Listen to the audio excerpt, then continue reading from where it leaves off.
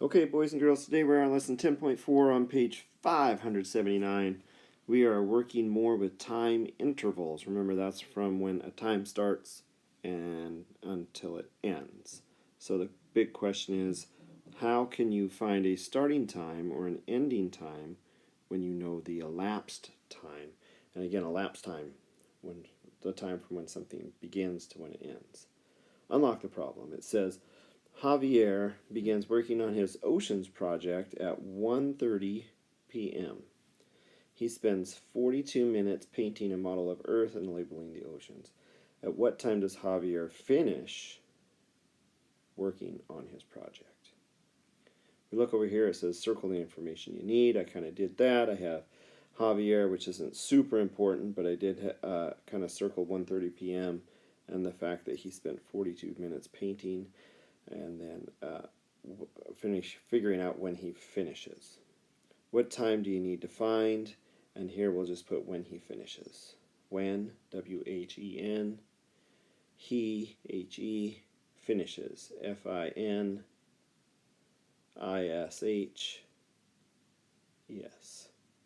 We need to figure out when he finishes.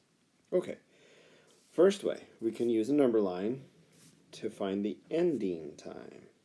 So step one, find the time on the number line when Javier started working on the project. And if you remember, he started working on his project at 1:30 p.m. So on the number line, right here, 1:30 p.m. is when we start. Step two, count forward on the number line to add the elapsed time. Draw and label the jumps to show the minutes. Again, the elapsed time was 42 minutes. So our jumps have to equal 42. So we start at 1:30. We can jump 10 minutes. That gets us to 1:40. We can jump another 10 minutes. And that gets us to 1:50. And so far then, 10 plus 10, if I add these two together, we're at 20. And remember, we have to get to 42. So I'm at 1:50. And I can jump another 10, and that gets me to exactly 2 o'clock. And when I add that 10, the 20 that I already had, plus this 10, right? So I add those two together, now I'm up to 30. And then I can jump another 10 minutes. Remember, 40 is our goal. Whoops, sorry about that. 40 minutes is our goal, so if I jump another 10, or 42, right? Another 10 minutes, so now I'm at 2:10, and I was at 30 minutes before. Add that 10, and now we're up to 40, and again it was 42 minutes, so I'm just going to jump 2 minutes. You could do 1 and 1, but I'm just going to do the 2 right here, and that gets me to a final time of 2:12 if I jump these other 2 minutes right here. And that gets me then to 42 minutes. So my ending time is 2:12. The jump ends at 2:12. Okay, right here.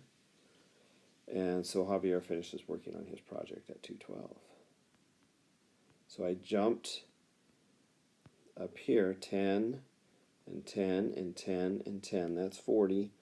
Plus 2 more, that's 42. And each time I jumped 10, I kept track of the new time. It's really important to keep track of the new time every time you jump. So that's using a number line. Another option we have is to use a clock to find the ending time. So we're going to find the starting time on the clock. And again, the starting time, if we go back way up to the top, it was, let me circle that in black, it was 1:30 p.m. So that's what this clock shows us right here, 1:30 p.m. And then we know we have to move forward by 42 minutes. And here we're going to count by 5s and eventually 1s until we reach that 42 minutes of elapsed time. So we start at the 1:30, move 5 minutes, move another 5 minutes, so now we're up to 10. Move another 5 minutes, now we're up to 15. And again, 42 is when we're starting, right? Or stopping. So we jump another 5, now we're up to 20 minutes. Jump another 5, that's 25 minutes. another 5. Now we're 30. We're getting close. Another 5 minutes. That's 35. Sorry about that. Another 5 minutes. Now we're up to 40. I can't do 5 more because that would put me at 45, and that would be over our target of 42. So instead we're going to jump 1 minute. That's 41 minutes. And 1 more minute. Now I've moved 42 minutes. Now I need to figure out what the new time was, right? So we started at 1:30, and my minute hand moved all the way around here. When it gets to here, that means now it had moved to 2 o'clock because my minute hand got to the top of the hour. So we're now at 2 o'clock, and then it moves even further to right here, which is 12-minute mark. So we're at 2:12. Okay, this process can get a little bit confusing, especially when we're moving to a next hour. It can get a little tricky. So that's why I like to use the number line instead of the clock. But which either way works better for you, go ahead and use that method, right? 2:12 there. All right, let's move to the next page. Finding starting times. So we found an ending time on the last one. Now we're going to look at starting times. It says Whitney went swimming in the ocean for 25 minutes. She finished swimming at 11:15 a.m. At what time did she start? So now we have the ending time, and we have to work backwards to get to the starting time. We can use a number line. So here we're going to find the time on the number line when Whitney finished swimming in the ocean, which is right there, 11:15 a.m. That's when she finished. So step 2, we're going to count back on the number line to subtract the elapsed time. And make sure you draw and label your jumps as always. And we're moving backwards 25 minutes total. So I started 11:15. I'm going to jump this time back 15 minutes. Okay? And the reason I did that, I'm at 11:15. I jump backwards 15 minutes. That puts me at exactly 11 o'clock. Remember, we have to go back a total of 25. So I went back 15. If I go back 10 more, that's going to be 10 plus 15, that's 25, right? So I'm at 11 o'clock, went back 10 minutes, and that now gets me to 10:50.